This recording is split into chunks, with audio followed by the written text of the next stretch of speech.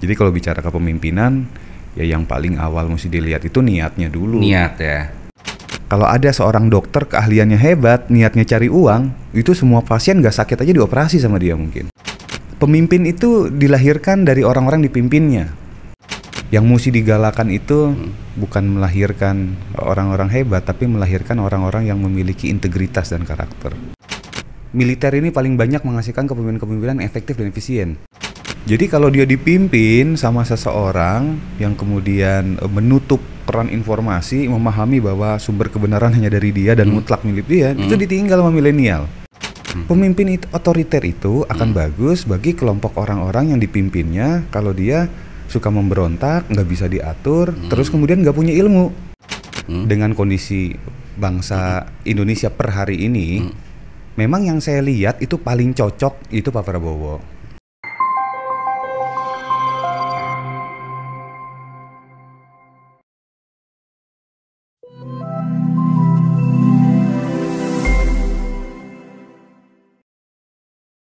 Halo, assalamualaikum. Apa kabar sahabat IPOL? Semoga kita semua sehat dan dilancarkan aktivitasnya. Masih bersama saya Timur Arif menemani kalian dalam acara podcast Bincang si IPOL. Bicara berbagi info dan cerita yang sip dan pol hanya di ipol.id. Nah, sahabat IPOL nih, sekarang 2023-2024 nih kita memasuki tahun politik, di mana politik saat ini dijalankan secara serentak, pileg, pilkada, dan tentunya juga pilpres gitu. Nah, dalam rangka musim pergantian kepemimpinan nasional ini tentunya kita membutuhkan sosok jiwa kepemimpinan yang handal gitu. Karena bagaimanapun juga negara ini perlu untuk memberikan sosok yang mumpuni agar semua sendi-sendi kehidupan kita mampu terus maju menghadapi kompetisi dunia yang ketat. Nah, saat ini telah hadir di studio podcast IPOL kita pengusaha sekaligus praktisi kepemimpinan nasional dari Kota Bogor. Beliau adalah Kang Ahmad Zulfikar Priyatna. Apa kabar Kang Jul? Kabar baik, Mas Kabar Timur. baik. Ini Timur. Bogor masih hujan. Olahraga masih tetap jalan nih? Olahraga harus. Jangan sampai karena hujan itu menghentikan olahraga. Karena olahraga itu kan salah satu cara agar tubuh kita tetap sehat dan kuat. Karena di dalam tubuh yang sehat terdapat jiwa yang kuat. Waduh, biar jiwa-jiwa penonton IPOL ini tambah sehat, sahabat IPOL kita saksikan dulu aktivitas Kang Jul berikut ini. Assalamualaikum.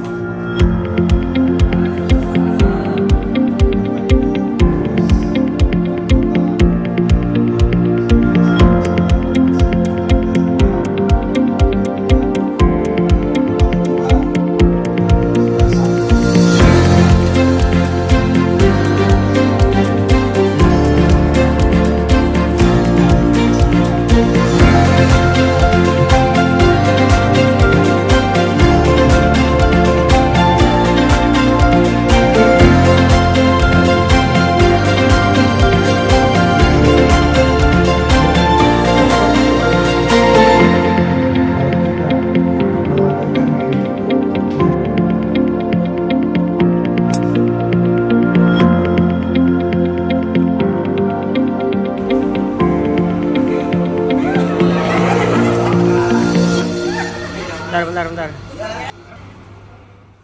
Oke sahabat IPOL, tadi kita sudah lihat sekilas aktivitas Kang Zul.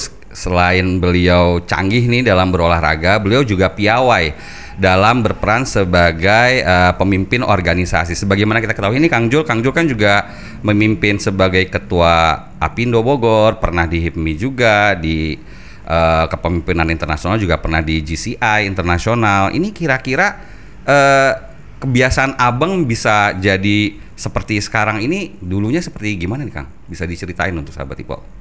Iya. Jadi kalau kita bicara kepemimpinan ya Bang ya, saya mau bahas definisi dulu nih. Oke. Agar kita satu pemahaman dan kemudian nanti diskusinya nggak keluar dari konteks. Orang kan seringkali salah kaprah berpikir bahwa kepemimpinan itu berarti posisi tertentu atau orang nomor satu, atau malah sering diterjemahkan secara sempit kepemimpinan itu ya jabatan, sesimpel itu. Padahal kalau saya melihatnya kepemimpinan itu sebenarnya suatu kemampuan yang bisa membuat suatu proses itu terjadi dan menjadi wujud. Oke. Nah, sehingga kepemimpinan itu dalam bentuk kemampuan yang melibatkan pencapaian tujuan dan melibatkan orang-orang di dalamnya. Jadi kalau tadi ditanya bagaimana kemudian bisa sampai ke posisi itu kan prosesnya panjang juga. Untuk yang tadi disebutkan lebih tepatnya itu saya sering menjadi pimpinan. Sering jadi pimpinan beda dengan memiliki jiwa kepemimpinan gitu ya. Betul. Saya sering jadi pimpinan, bahkan di masa-masa awal itu saya jadi pimpinan-pimpinan yang belum tentu pada saat itu saya jadi pemimpin. Kalau pimpinan kan sesederhana kita diberikan jabatan kan begitu kan. Pertanyaannya apakah kemudian setelah menjadi pimpinan itu ternyata bersamaan juga dengan seseorang itu memang memiliki kualitas pemimpin. Nah, jadi betul. Ini dua hal yang berbeda. Yang berbeda lah menurut saya, dan itu perjalanan panjang, menjalani kesalahan-kesalahannya juga, mengalami proses-proses yang tidak efektif dalam memimpin sampai akhirnya belajar. Dan kebetulan saya bersyukur sekali ada momen-momen kehidupan saya yang memungkinkan saya untuk mempelajarinya dari dalam, bukan dari luar. Jadi dari mulai sekolah saya mimpin sebagai ketua kelas, kemudian aktif di organisasi seperti OSIS, terus pramuka dan lain sebagainya. Itu kan melatih jiwa kepemimpinan, melatih jiwa kepemimpinan, melatih dipimpin, melatih memimpin secara bergiliran gitu. Dan bersyukur juga bisa mengenyam pendidikan secara formil yang membahas tentang kepemimpinan.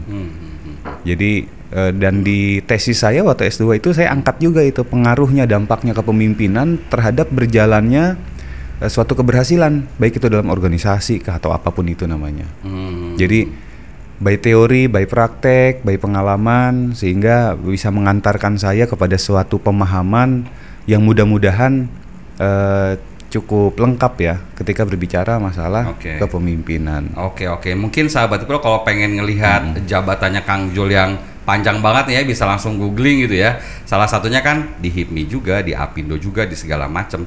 Dan itu pun kalau tadi Kang Jul bilang itu merupakan pemimpin, artinya kan proses menuju pemimpin itu juga Kang Jul punya semacam soft skill. Kenapa Kang Jul bisa sampai ke posisi yang tersebut? Nah, kira-kira tips atau kebiasaan seperti apa nih Kang yang perlu diasah biar seseorang itu bisa memiliki jiwa kepemimpinan atau leadership yang baik? Ya, kita runut dulu, kita cari dulu kualitas atau kita cari cirinya dulu ya. Sepakat gak kita yang kita sebut pemimpin yang baik itu yang seperti apa? Ya kan? Baru kita nanti bisa merumuskan kira-kira bagaimana pemimpin harusnya bersikap atau mendemonstrasikan skill tertentu lah. Menurut saya, orang itu kan mencari pemimpin dengan harapan agar pemimpin tersebut bisa membantu untuk mengurusi hidupnya orang yang dipimpin itu kan. Kalau seseorang dianggap tidak mampu, ya ngapain kita tunjuk orang lain? Kita menentukan saja nasib hidup kita sendiri. Kita carikan jalan terbaik, kita carikan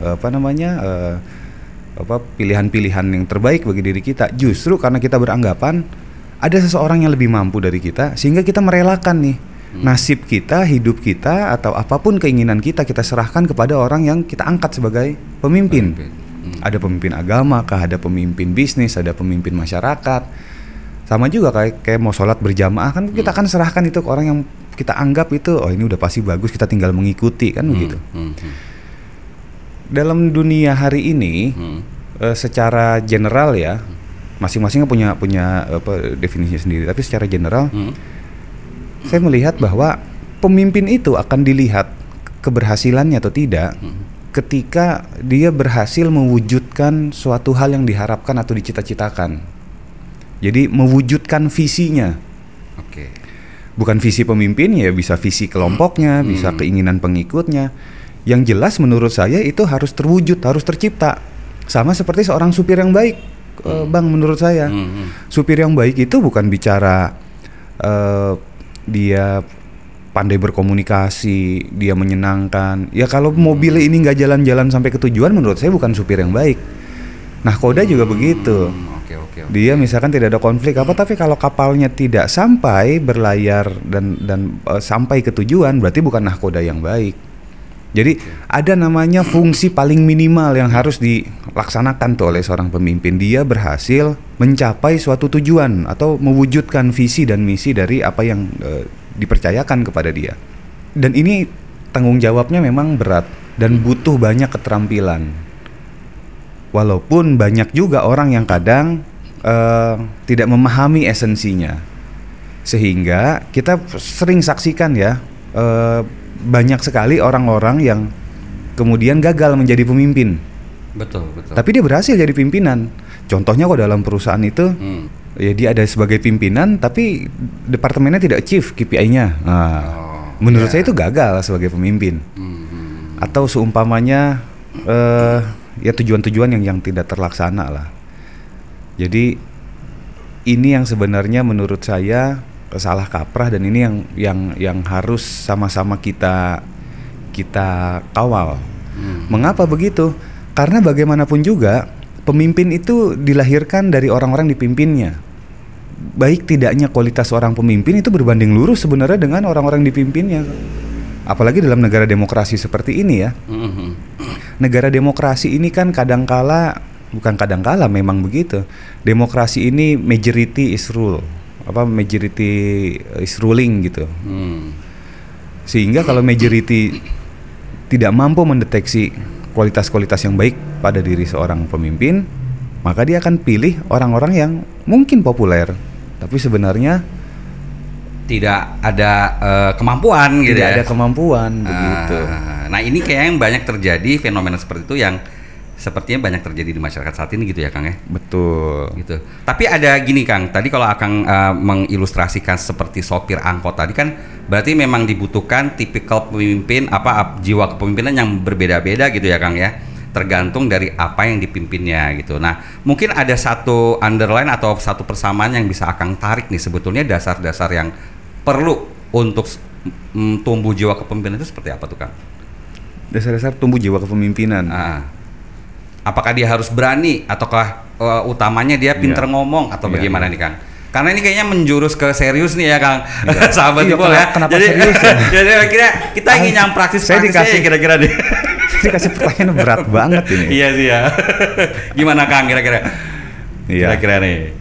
Pemimpin itu kan menurut saya yang paling baik itu kita bicara bagaikan isi dan wadah. Karena dua-duanya ini kan mempengaruhi, sama lah kayak air minum ini nih. Saya beranggapan bahwa isinya baik, wadahnya baik, prosesnya baik, mudah-mudahan kan nanti outputnya juga baik. Jadi kalau bicara kepemimpinan, ya yang paling awal mesti dilihat itu niatnya dulu. Niat ya? Bukan keahlian. Oke. Karena bayangkan seseorang punya keahlian yang hebat, dia bisa melakukan bedah saraf, dia bisa berperang, dia bisa memiliki kemampuan komputer yang begitu canggih, tapi niat yang bakal membedakan kan. Kalau ada seorang dokter keahliannya hebat, niatnya cari uang, itu semua pasien gak sakit aja dioperasi sama dia mungkin. Jadi di luar skill, itu skill menurut saya akan mengikuti, tapi yang pertama kali ditentukan adalah niat daripada seorang pemimpin. Ya. Termasuk menteri-menteri yang lihai di bidang kementeriannya, tapi masuk penjara ya Kang ya? Betul. Jadi niatnya dulu ya Kang ya? Itu kan orang-orang hebat semua menurut saya itu kan. Oke. Jadi keahlian itu mirip seperti pisau, sementara niat itu mirip seperti orangnya. Jadi kalau pisau ada di tangan seorang dokter bedah, dia bisa mengobati, sementara pisau di tangan seorang perampok misalkan, dia bisa melukai. Kan gitu. Jadi sudah tentu niat itu nomor satu. Yang kedua berikutnya baru kita melihat yang namanya skill tertentu. Jadi bukan cuma sekedar mau, tapi mampu. Nah, yang repot tuh itu banyak yang mau tapi ternyata tidak mampu. Pertanggungjawaban seorang pemimpin ini kan luar biasa sekali loh. Dia dipercayakan sama sekian banyak orang, ternyata dia nggak bisa deliver, nggak bisa mampu. Oh berarti ada amanah yang tidak terlaksana dengan baik. Oke, sahabat Tipol, kalau tadi Kang Jul nih udah jelasin panjang lebar tentang definisi kepemimpinan gitu, Kang Jul, jadi sebetulnya ciri-ciri seorang pemimpin atau kriteria yang memiliki jiwa kepemimpinan seperti itu gimana nih Kang? Ciri-cirinya seperti apa? Kalau dari ciri-cirinya banyak, tapi yang pasti itu satu, dia punya pengikut. Yang kedua, pemimpin ini punya pengaruh. Itu ciri-cirinya tuh telah terjadi proses kepemimpinan, dan nanti akan masuk ke dalam apakah itu sudah bisa memastikan dia menjadi pemimpin yang efektif atau tidak. Itu dua hal terpisah. Oke, itu dua hal yang terpisah. Dua hal yang terpisah. Karena pemimpin itu ada juga yang tidak efektif. Ada juga pemimpin yang efektif. Artinya jadi pemimpin itu belum tentu berhasil juga gitu ya? Belum tentu. Siapapun bisa jadi pemimpin. Tapi untuk menjadi pemimpin efektif tidak bisa sembarangan orang. Ada beberapa skill-skill tertentu, ada beberapa komponen tertentu yang harus dia miliki kalau dia mau menjadi pemimpin yang efektif. Boleh dong Kang di-share, sahabat Ipol. Nah, kita mesti lihatnya dalam konteks seperti ini. Pemimpin ini kan ada karena pengikutnya. Tidak mungkin seseorang bisa jadi pemimpin kalau dia tidak punya pengikut. Ini orang sering miss nih. Jadi dipikir dimensi kepemimpinan itu hanya dimensi diri dia sendiri, dia ngasih perintah, dia memberikan sesuatu. Padahal di belakang itu ada pengikut. Pertanyaannya, pengikut itu mau mengikuti dia secara sukarela atau tidak, secara terpaksa atau tidak. Dan kalau nanti dia memerintahkan sesuatu, itu akan dikerjakannya dengan sungguh-sungguh atau tidak. Dan nanti kalaupun dikerjakannya itu, apakah nanti hasilnya berkualitas atau tidak? Nah, ini pertanyaannya. Tanggung jawab siapa? Inilah tanggung jawab pemimpin. Jadi saya punya kesimpulan, pemimpin itu bertanggung jawab bagaimana suatu visi diwujudkan melalui orang lain. Dia bujuk orang itu bagaimanapun caranya agar bersedia melakukan sesuatu hal sehingga visi ini terwujud. Dan bukan cuma sekedar gugur kewajibannya atau sekedar udah penting sampai, tapi dipastikan dengan kualitas-kualitas tertentu nih visi ini bisa terwujud. Itu disebut kepemimpinan yang efektif. Kang, kalau sekarang lagi banyak musim media sosial nih, followersnya banyak, itu termasuk dia pemimpin nggak tuh Kang? Followersnya banyak. Belum tentu dia sebagai pemimpin ya. Kalau misalkan dia populer ya, dia terkenal ya, dia dikagumi ya, banyak bukan follower, penggemar ya. Tapi kadang-kadang mereka juga sering bisa mempengaruhi pola pikir para penggemarnya itu loh Kang. Itu bisa disebut pemimpin nggak tuh? Ini pertanyaan berat juga pertanyaannya. Dalam konteks tertentu itu disebut tokoh ya. Tokoh masyarakat, idola. Tokoh atau disebutnya influence ya, yang berpengaruh. Tapi kalau kita bicara pemimpin, biasanya pemimpin itu kan selalu punya definisi tertentu, yaitu ada visi yang mau diwujudkan. Kalau dia nggak punya visi, artinya orang ngikutin gaya berpakaian, ngikutin apa, itu kan tidak didesain sedemikian rupa. Sebenarnya bukan kategori pemimpin. Udah jelas ya. Tolong para influencer dan buzzer ya, kalian bukan pemimpin, tapi cukup menginspirasi, lah ya. Menginspirasi, ya. Dan sebenarnya dari sisi penamaan follower seolah pengikut, sebenarnya kan bukan pengikut, itu mengikuti akunnya, atau lebih cocok sebenarnya fans ya, penggemar. Penggemar ya. Kalau definisi pengikut ini kan apa titah pemimpin dilakukan, pemimpin harus ke sana ke sini, itu akan mengikuti pengikutnya, itu definisi pemimpin. Tapi saya lihat Kang Jul nih juga IG-nya cukup aktif, followersnya juga cukup banyak. Kira-kira dampak dari pengikut Akang di media sosial yang banyak itu terhadap diri Kang Jul kayak gimana nih? Oh iya. Kita ini kan hidup di era keterbukaan informasi. Dan kita harus sadar bahwa begitu kita ada di publik, maka kita harus mematuhi yang namanya norma publik juga. Jadi ruang-ruang privasi itu ketika saya memutuskan membuka privasinya, berarti kan saya menjadi milik publik juga.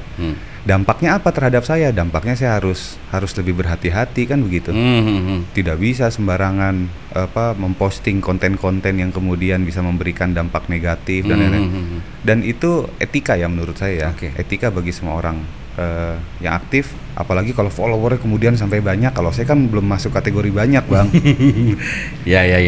Justru kita berharap makin banyak orang-orang yang sadar begitu Anda ada di ruang publik, ingat loh, Anda tuh berpotensi bisa dicontoh, Anda berpotensi bisa diikutin.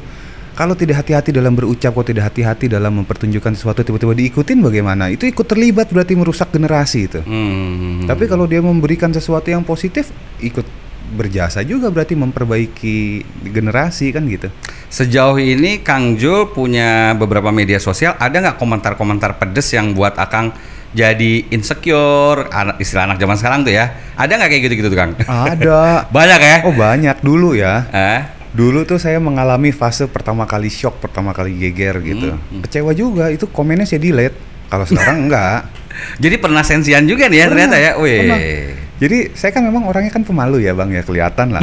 Ini introvert sekali kalau. Pemalu dengan malu-maluin kayaknya beda tipis ya sahabat Ibu.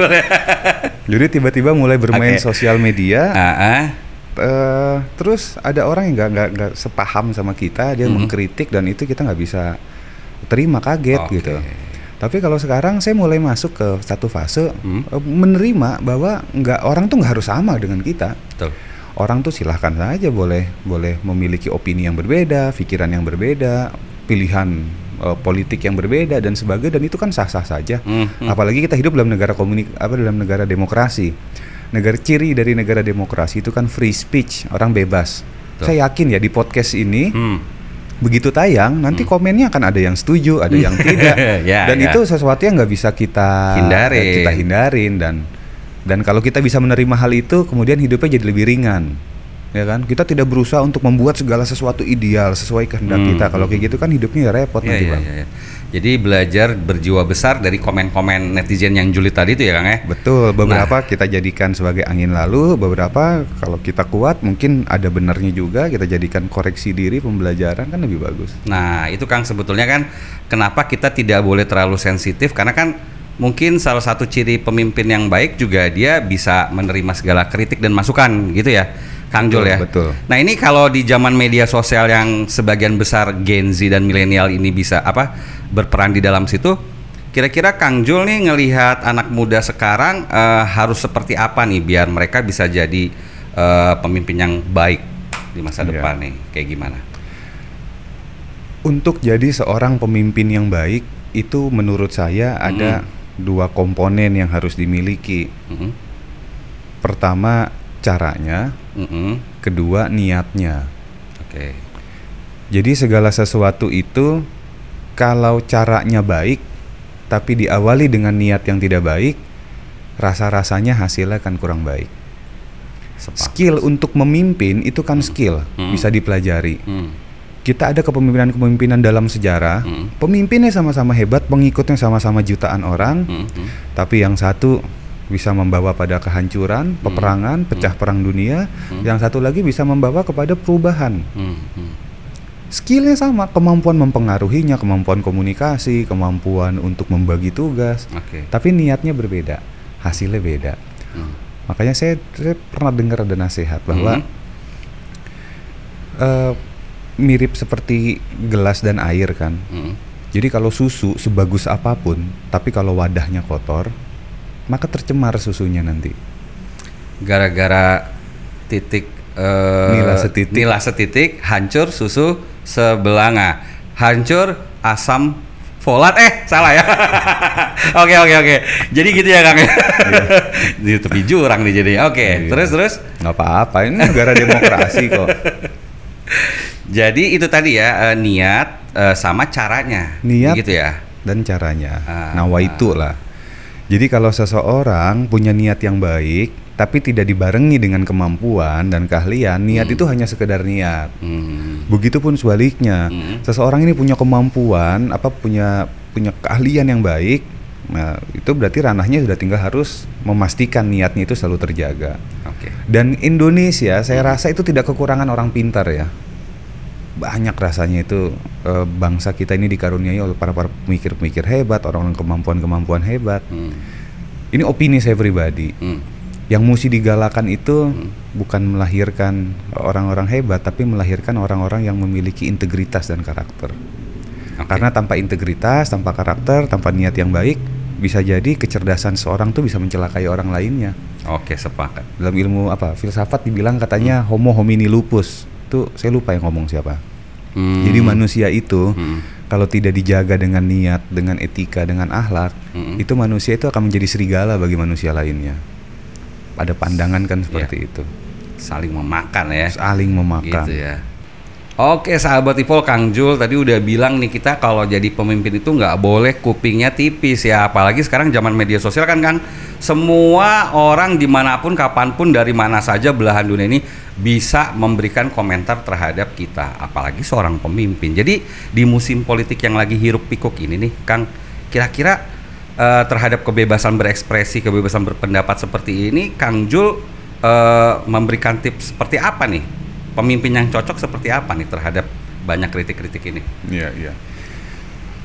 Pemimpin itu salah satu skill yang harus dimiliki itu kemampuan untuk mengumpulkan informasi sebanyak-banyaknya. Jadi kalau dia mulai berpikir dalam group thinking ya, atau dia hanya berpikir dalam satu kelompok kecil, itu dia berpotensi untuk kehilangan data-data penting. Oke. Sehingga dengan keterbukaan informasi ini, proses kepemimpinan akan menjadi lebih mudah untuk menjadi efektif, karena dia bisa dapat aspirasi dari manapun, dia bisa lihat isu yang berkembang dan sebagainya. Jadi tentunya dengan sendirinya pemimpin itu memang mutlak dibutuhkan kemampuan untuk bisa mengumpulkan informasi. Informasi itu kadangkala tidak selamanya kan sesuai ekspektasi kita. Betul. Iya kan? Ada yang penyampaiannya baik, ada yang nyinyir, ada yang julid gitu ya Kang ya? Betul, ada yang nyinyir, ada segala macam. Tapi sepengetahuan saya pemimpin-pemimpin hebat itu biasanya orang yang terbuka dengan segala macam bentuk informasi. Baik informasi itu negatif ataupun positif, dan kedua-duanya itu dikelola dengan sama baiknya gitu. Informasi negatif itu dijadikan inputan untuk membuat contingency plan atau rencana backup atau mitigasi gitu ya. Sementara informasi positif mungkin digunakan untuk lebih meningkatkan dan sebagainya. Dan itu menjadi salah satu skill pemimpin hari ini, bukan cuma di dunia politik atau di dunia masyarakat, di dalam dunia bisnis. Apalagi bentar lagi nih kita akan berganti generasi kan. Ya. Per hari ini angkatan kerja itu rasanya isinya udah milenial dan hampir Gen Z semua nih.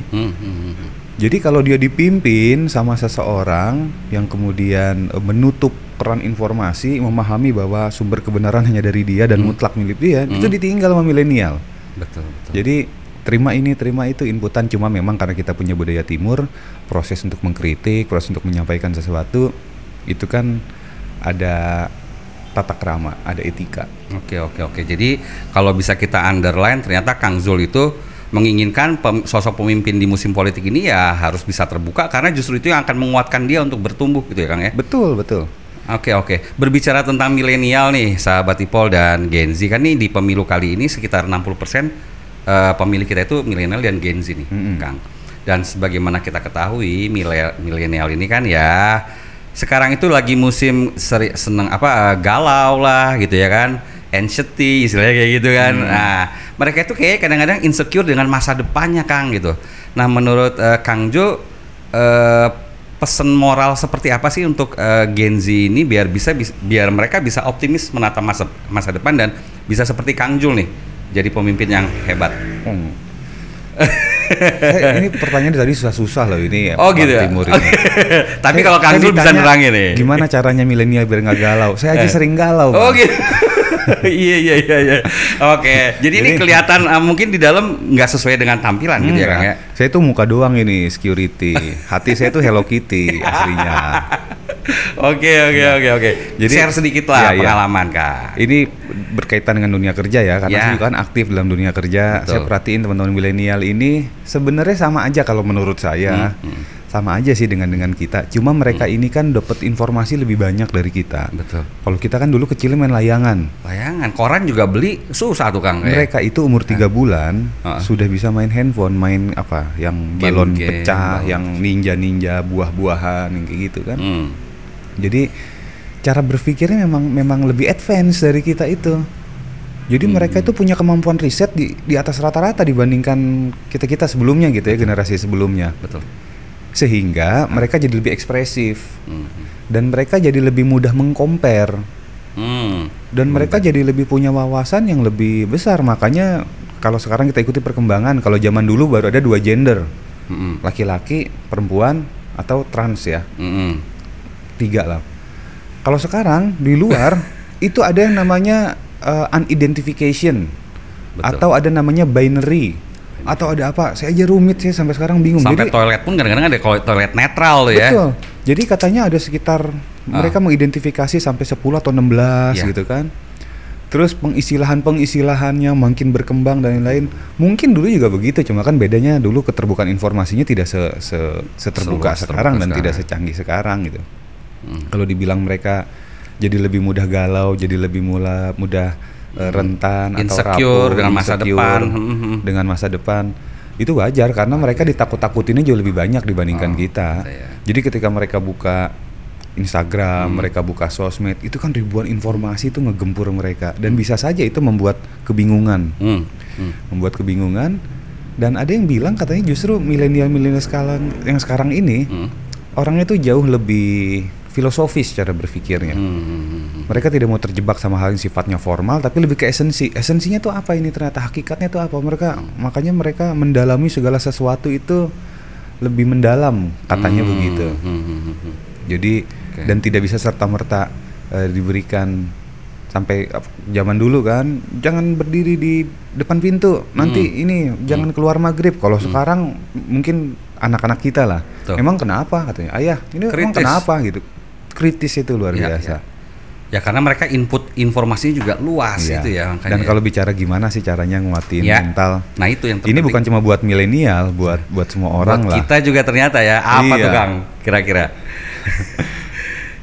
Jadi salah satu cara untuk menguatkan mental itu dengan kita, kalau saya pribadi, ketika kita mulai merasa bahwa hidup itu ya normal-normal aja, maka kita nggak akan heboh kan gitu. Jadi ada cerita nih, ada orang datang ke dokter, dok, wah ini saya sakit dok, gimana ini dok katanya. Kata dokternya, loh bagus dong, loh kok bagus dok, saya sakit loh dok, loh ibu berarti manusia normal bu. Coba bayangkan kalau ibu seumur hidup nggak pernah sakit, apa ibu nggak ngeri tuh bu? Iya juga ya.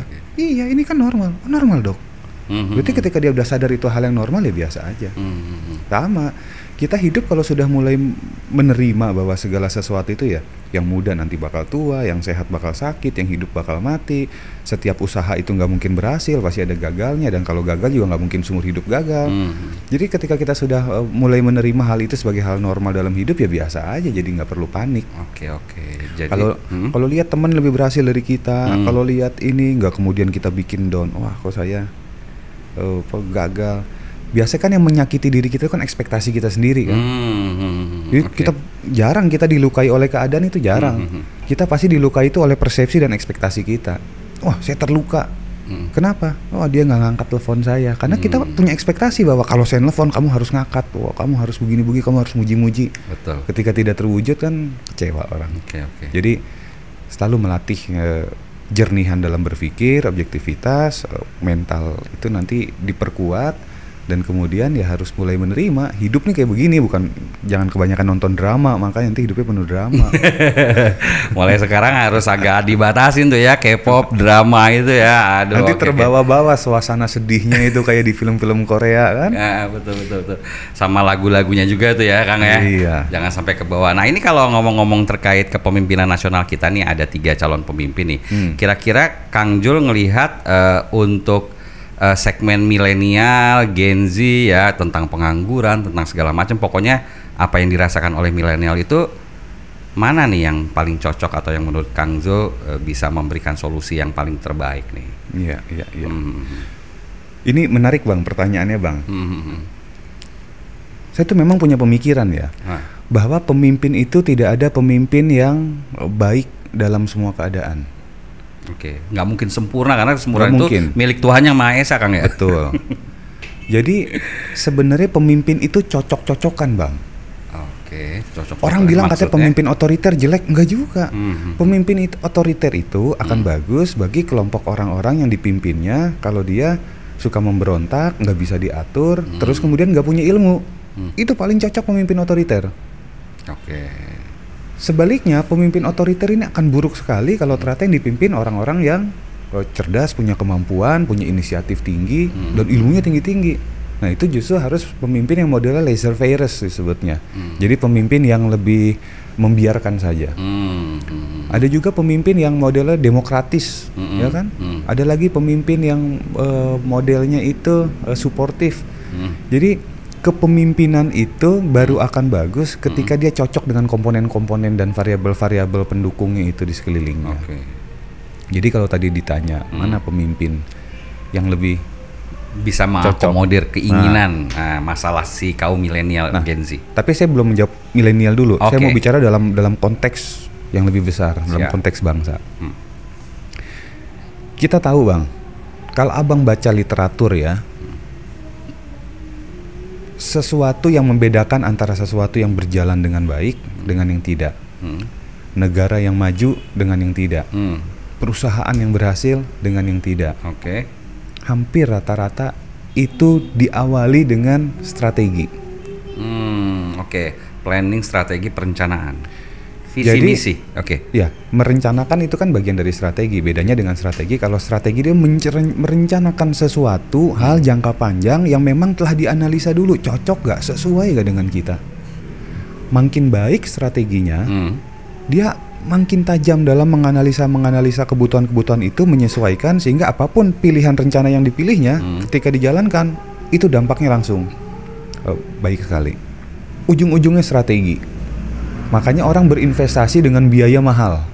Sampai ada konsultannya strategi itu, konsultan strategi bisnis, konsultan strategi ini, konsultan strategi pembangunan. Kalau yang sekarang konsultan strategi kampanye. Ada juga konsultan strategi kampanye, konsultan strategi komunikasi, strategi branding, strategi. Jadi ilmu yang paling mendahului sebelum yang lain-lain itu bicaranya strategi.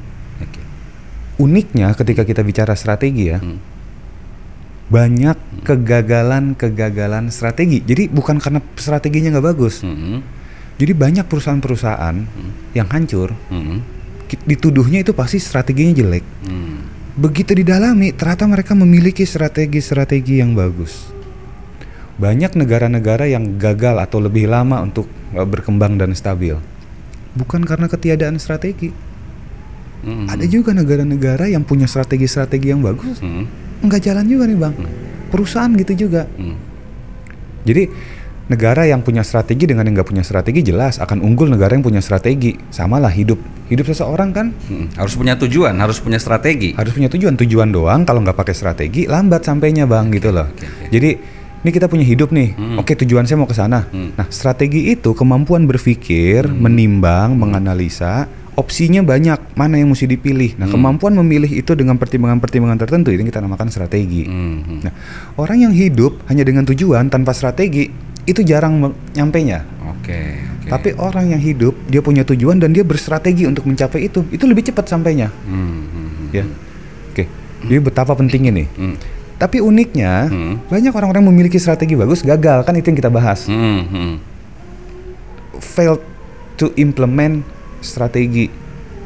Hasil penelitiannya, hasil dari empiriknya di lapangan. Kenapa strategi itu gagal? Karena ada satu komponen yang orang sering miss. Apa itu Kang? Implementasi strategi, dan itu ranahnya kepemimpinan. Balik lagi ke tema kita besar balik kita. Lagi ke pemimpinan. Jadi negara yang nggak punya strategi jelas hancur. Bahkan yang punya strategi aja bisa jadi juga tidak bisa maju gitu. Kuncinya di kepemimpinan. Oke Kang Jul, berarti orang yang tidak punya strategi itu sudah jelas hancur. Bahkan yang punya strategi pun belum tentu berhasil. Lantas nih Kang Jul, kira-kira butuh elemen apa lagi nih biar strategi ini mampu diwujudkan dan berhasil? Ya, tadi kan udah dijelaskan.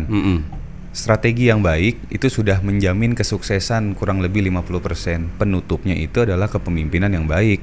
Karena banyak strategi gagal. Dan setelah diteliti apa yang buat strategi itu gagal, ternyata kepemimpinan. Strategi ini kan rencana-rencana, apa yang harus dilakukan dan sebagainya. Urusan rencana itu kan zaman sekarang itu mudah sekali Bang. Kita buka Google, kita browsing, bagaimana membuat program ini, bagaimana membuat program itu, bagaimana strategi ini, membangun perusahaan, bagaimana diet, bagaimana hidup sehat. Jangan lupakan ada kecerdasan buatan. Kita tinggal chat GPT aja ya. Apa susahnya hidup di zaman sekarang ini? Nggak ada. Jadi ranah berpikir itu tuh bisa secara eksternal kita dapatkan. Tapi berbicara bagaimana memaksa orang menjalankan strategi-strategi itu, bagaimana caranya berkomitmen untuk melakukan hal-hal tersebut konsisten dilakukan. Kalau ada kesalahan diperbaiki. Orang nggak boleh asal-asalan ngerjain. Itu ranahnya kepemimpinan. Jadi tanpa kepemimpinan yang baik, strategi sebagus apapun akan gagal. Oke. Jadi jangan sampai 2024 salah mencari pimpinan gitu ya, Kang ya? Betul, dan saya khawatirkannya begitu juga. Negara-negara maju ya, negara-negara berkembang. Kita lihat di negara-negara Afrika dan sebagainya. Itu mereka ya dibantu sama PBB lah, dibantu sama negara-negara lain, dibuatkan rumusannya, dibentuklah harus begini begitu. Ada dulu SDGs, MDGs gitu ya. MDGs, itu kan hal yang tinggal dijalankan aja, tinggal dilakukan aja. Tapi mengapa banyak negara yang nggak berhasil? Ternyata dari kepemimpinannya. Dari kepemimpinannya. Menarik nih. Kalau kepemimpinannya itu tidak kuat, kepemimpinannya itu tidak ideal, akan susah. Karena proses kepemimpinan, apalagi kita bicara dalam konteksnya politik ya, dalam konteksnya bernegara, dalam konteksnya negara demokrasi seperti ini, itu kan yang memiliki kepentingan banyak sekali.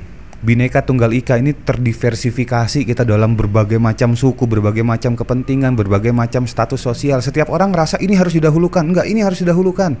Kami yang benar, kami punya masa paling besar, kami juga punya, kami. Itu kalau model pemimpinnya nggak punya kualitas kepemimpinan yang bagus, itu agak berat. Belum lagi memaksa semua, ASN-nya lah, pekerjanya lah dan sebagainya. Yang kita tahu ada budaya-budaya tertentu yang belum ideal memang. Itu hanya bisa dikawal oleh suatu kepemimpinan yang kuat. Di Pak Jokowi itu sampai buat revolusi mental. 2014 lalu. Karena dia mengukur dan memahami kita punya sumber dayanya, kita punya strateginya, kita punya rencananya. Kok ini nggak jalan ya? Kok ini bisa begini itu? Ternyata ada satu mentalitas. Nah, kadang yang bisa melawan mentalitas itu kalau ada satu kepemimpinan yang kuat. Oke, Kang Jul. Memang Kang Jul ini bicara banyak nih tentang ternyata sosok kepemimpinan itu harus tepat biar bisa bangsa ini menuju ke arah yang benar. Tapi sebagaimana kita ketahui nih ya, sahabat Ipol, ternyata kan Kang Jul Fikar ini merupakan bagian dari pengurus Repnas ya, Relawan Pengusaha Nasional, di mana Repnas ini merupakan sayap relawannya 02 alias Pak Prabowo. Nah, kira-kira memang apa yang dibicarakan Kang Jul barusan itu udah ada tuh di diri Prabowo. Iya. Saya memang sekarang nih tergabung nih ke dalam relawannya Pak Prabowo ya. Kalau bicara pilihannya kan saya juga punya kriteria-kriteria dan memang rasanya ini Pilpres sekarang agak-agak dilema. Karena dari ketiga pasangan itu saya perhatikan kiprah mereka bagus-bagus semua. Pak Ganjar, terus kemudian Pak Anies gitu kan, kemudian Pak Prabowo. Tapi ini dalam opini saya, dengan kondisi bangsa Indonesia per hari ini, memang yang saya lihat itu paling cocok itu Pak Prabowo dalam opini saya.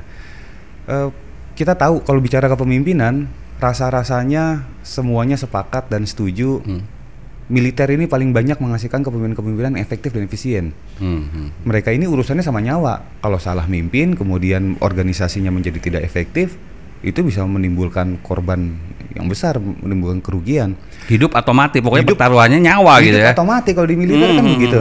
Dan kita juga bisa lihat lagi kiprahnya Pak Prabowo sebelum-sebelumnya ya. Beliau itu kan menjalankan berbagai macam operasi.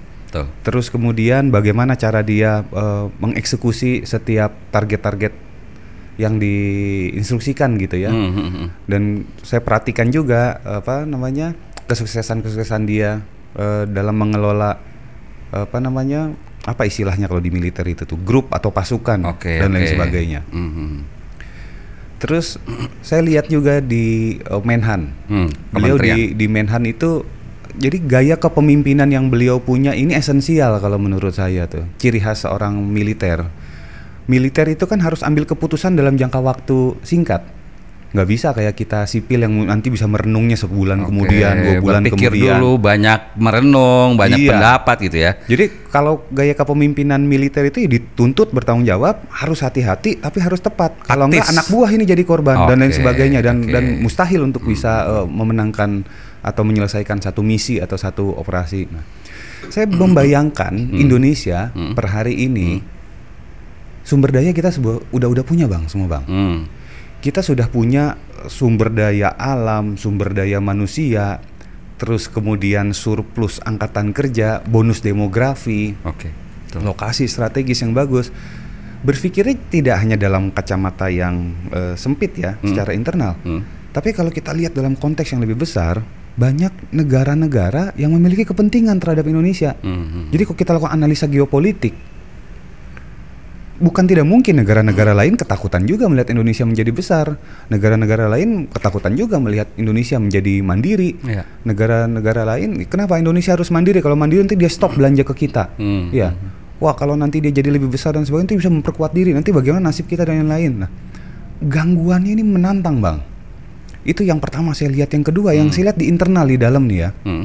Apa yang dibuat oleh Pak Jokowi di nawacitanya. Terus kemudian zaman Pak SBY dulu ada MP3EI, Master Plan Perencanaan Pembangunan Ekonomi Indonesia, kalau tidak salah, maaf ya.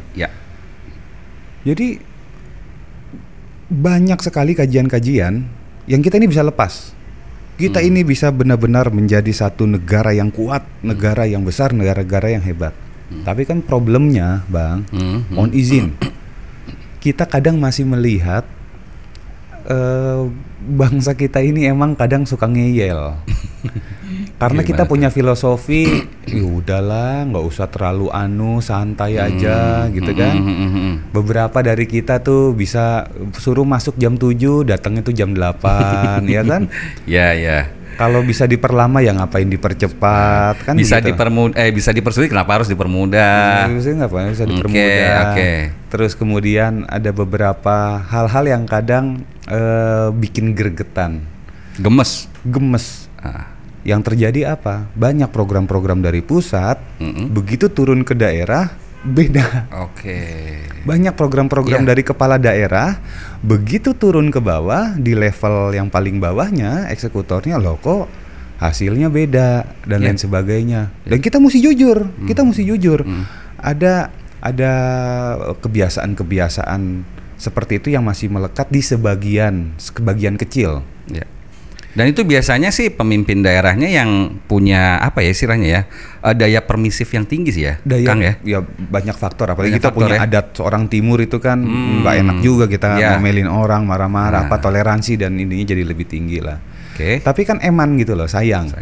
Dengan apa yang kita miliki, sumber daya yang kita miliki, kenapa ini nggak jadi gitu loh. Ya kan? Padahal kita bisa semuanya. Makanya saya melihat ini memang Indonesia butuh sosok pemimpin yang tegas.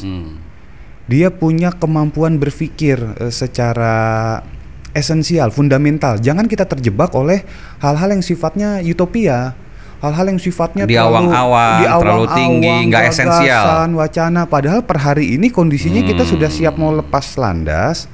Jadi dalam waktu, ibaratnya gini lah sekarang, Anda punya waktu 3 bulan, silahkan. Anda liburan di rumah, kita bisa ngapain aja? Kita bisa belajar main gitar, kita bisa belajar berenang. Tapi begitu dibilang Anda waktunya 3 hari lagi hidup di dunia, kan nggak mungkin kita belajar main gitar dalam waktu 3 hari. Ada prioritas pasti yang harus kita lakukan. Indonesia per hari ini menurut saya prioritasnya adalah apa yang terdapat di Astacita. Itu menurut saya sudah holistik, sudah difikirkan dari ujung awal sampai ujung akhir, dan itu harus segera terlaksana. Pembangunan kita, kemudian apa yang sudah dilakukan oleh pemerintahan sekarang, banyak itu yang bagusnya. Memang kendalanya itu beberapa di proses implementasi. Dan itu butuh sosok tadi yang taktis dan yang cepat, strategis, cepat, dan dia punya keberanian, dia punya ketegasan itu. Dan kita tahu lah Bang, Indonesia ini kan banyak yang punya kepentingan. Dengan negara demokrasi itu pasti akan banyak itu stakeholdernya ya. Ada berbagai macam partai, berbagai macam kelompok, berbagai macam kepentingan, suku dan sebagainya. Itu butuh orang yang bisa untuk merangkul, tapi kemudian punya ketegasan, enggak Bapak Ibu, kita lakukan ini dulu, kita lakukan ini dulu, kita lakukan ini dulu. Dan saya lihat Pak Prabowo ideal ke sana. Dia pemilik partai. Berarti kan di belakangnya jauh lebih sederhana untuk memutuskan sesuatu. Ya kan? Kemudian dia punya pengalaman dari sisi kepemimpinan militernya, itu pasti akan membantu untuk mengambil keputusan-keputusan yang esensial dan strategis. Ditambah Pak Prabowo ini menurut saya kan sosok negarawan dia. Iya. Dia juga saya yakin dia pasti akan merangkul semua elemen dan menempatkan kepentingan bangsa ini sebagai prioritasnya.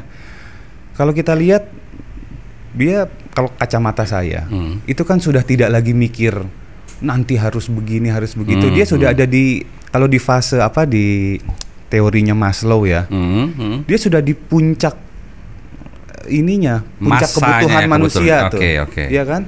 Ada yang kebutuhan sandang, pangan, apa, social security, dia udah. Beliau sudah melewati itu semua. Sekarang dia yang puncak. Bagaimana dia bisa mengekspresikan diri, sudah berbicara mengaktualisasikan untuk memberikan satu sumbangan bagi bangsa ini.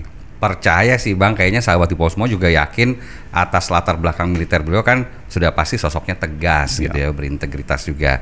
Tapi apa masih perlu nih kita goyang gemoy nih Kang? Oh boleh dong. Boleh ya.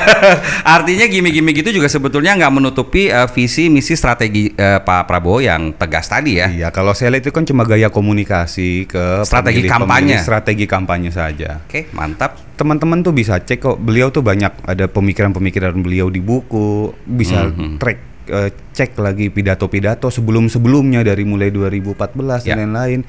Isinya banyak, sama halnya seperti kandidat-kandidat yang lain. Tapi kalau saya melihatnya saat ini bangsa ini memang membutuhkan sosok seperti Pak Prabowo. Dan tadi yang harus digarisbawahin memang Pak Prabowo itu lebih ke esensial. Jadi artinya strategi komunikasi kampanyenya pun dia pasti akan dekat dengan masyarakat gitu. Kadang-kadang kan kita juga masyarakat ngelihat kalau bacanya visi misi, program-program bisa ngantuk ya, Kang ya. Iya. Dan apalagi sekarang banyak milenial kan. Nah, milenial cerdas kok. Dia begitu-begitu dia riset sendiri. Cerdas milenial kita. Dia lihat itu, dia compare dan lain sebagainya. Kita sih berharap pemilu ini damai. Amin. Keputusan yang terjadi itu pastinya baik bagi bangsa ini. Mudah-mudahan. Dan kalau ada beda pilihan tidak masalah, karena perbedaan itu suatu keniscayaan. Yang nomor satu adalah persatuan bangsa kita, kemajuan bangsa kita. Kang Ahmad kalau presiden itu nomor 2 aja lah. Oh. Aduh, itu punchline-nya di belakang ternyata ya. Oke sahabat Tipo, kita menyajikan, kalian juga nih ya yang menentukan ya. Tapi tadi gimana Bang? Pertama buka dulu, kedua coblos ya, ketiga tutup. Oke, ini masa kampanye jadi nggak masalah Kang gitu ya. Kita semua tahu Kang Jul juga di Repnas, sayap politiknya dari Pak Prabowo dan Gibran. Oke Kang, ini kita sudah di akhir penghujung acara kita, tapi sebelum kita tutup Kang, ada beberapa gimmick pertanyaan nih buat Kang Julfikar. Oke, ini ada 9 pertanyaan cepat, nggak usah terlalu dipikir, biar sahabat Tipo tahu sebetulnya isi hatinya Kang Jul ini seperti apa sih ya kan.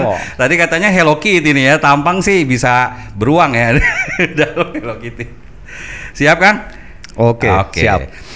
Karena Kang Jul ini mindset internasionalnya juga udah cukup oke, ada beberapa pertanyaan yang kayaknya nyangkut-nyangkut itu Kang. Oke, yang pertama, pilih jadi sekjen PBB atau menteri?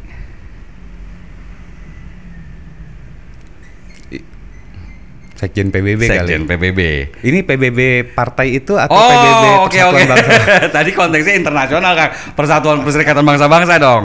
Nomor 2, pilih jadi pengusaha atau komisaris BUMN? Pengusaha. Oke. Kalau jalan-jalan pilih ke Bali atau Raja Ampat? Saya belum pernah ke Raja Ampat, jadi pilih Raja Ampat. Oke. Suka main golf atau sepak bola? Golf dong. Oh, golf. Sepak bola lari capek. Ini jadi ketua banyak asosiasi pengusaha. Pilih Apindo atau Kadin? Pilih Apindo atau Kadin? Itu sama itu dong. Oh sama ya? Aduh, itu saya pilih dua-duanya lah. Pilih dua-duanya, nggak ada yang nggak dipilih ya. Oke, pilih memajukan pengusaha besar atau majuin pengusaha startup? Memajukan pengusaha besar atau memajukan pengusaha startup? Pengusaha startup. Oke. Agak-agak menyerempet, pilih Jokowi atau Megawati? Pilih Jokowi atau Megawati? Dua-duanya tokoh bangsa. Kalau sebagai presiden saya pilih Jokowi karena sedang memimpin. Oke. Sebagai guru bangsa yang paling senior pastinya Bu Mega juga punya kemampuan. Jawabannya pilihannya aman ya. Oke, selanjutnya kalau naik transportasi milih ojek online atau transportasi umum? Ojek online. Terakhir, pilih IKN atau Jakarta? IKN. IKN. Kenapa Kang ini? IKN. Nah. Kenapa saya melihat IKN? IKN ini kan setelah kita sudah tahu kebutuhannya apa, kita desain, agar kompatibel dengan segala kebutuhan melalui perencanaan yang matang, dan saya yakin ini membawa dampak juga secara strategis, pemerataan ekonominya, terus kemudian dari sisi keamanan dengan berbagai macam kajian-kajian itu. Cuma kan kadang kita namanya perubahan itu selalu takut kan. Kita tuh paling anti, karena nggak usah jauh-jauh lah. Kita duduk, kalau orang udah mulai nyaman itu susah untuk disuruh melakukan hal-hal yang keluar dari kenyamanannya. Tapi saya berkeyakinan IKN itu baik buat bangsa ini. Tapi ASN kayaknya agak-agak ngeri-ngeri sedap tuh Kang ya. IKN. Nah, itu karena belum terbiasa. Nanti kan orang kalau sudah terbiasa nanti juga akan juga. Banyak mal-mal, akan banyak transportasi, layanan umum pasti akan lengkap ya. Lengkap lah. Kang Jul, terima kasih. Mungkin closing statement, kira-kira harapan Kang Jul ke depan untuk bangsa dan negara ini seperti apa nih? Ya, saya berharap bangsa ini tentunya menjadi bangsa yang lebih baik. Sudah saatnya kita punya sejarah panjang bahwa bangsa ini adalah bangsa yang hebat, bangsa yang kuat. Mari kita bersama-sama mengulang sejarah itu. Kita jadikan Indonesia ini negara hebat, terhormat, dan disegani di dunia. Dan itu tanggung jawab kita semua, anak-anak bangsa. Dan itu semua bisa dicapai kalau kita menjalankan porsi kita masing-masing, menjaga persatuan, dan sama-sama memajukan bangsa tercinta kita. Oke, jadikan negara Indonesia bangsa yang hebat. Bangsa yang hebat menuju Indonesia maju. Oke, terima kasih Kang Jul. Sebelum ditutup, boleh dong satu kata buat pengusaha. Kira-kira apa nih? Inovatif. Inovatif ya. Karena kita temanya kepemimpinan, boleh satu lagi deh. Kira-kira kepemimpinan satu kata Kang, apa? Tegas dan berani. Tegas dan berani, dua kata, it's okay. Tapi intinya kita harus tegas, berani, dan punya visi kepemimpinan. Kang Jul, terima kasih. Salam buat seluruh karyawan dan teman-teman di asosiasi. Mudah-mudahan lancar, sukses, jaya selalu ya. Amin. Oke. Terima kasih banyak.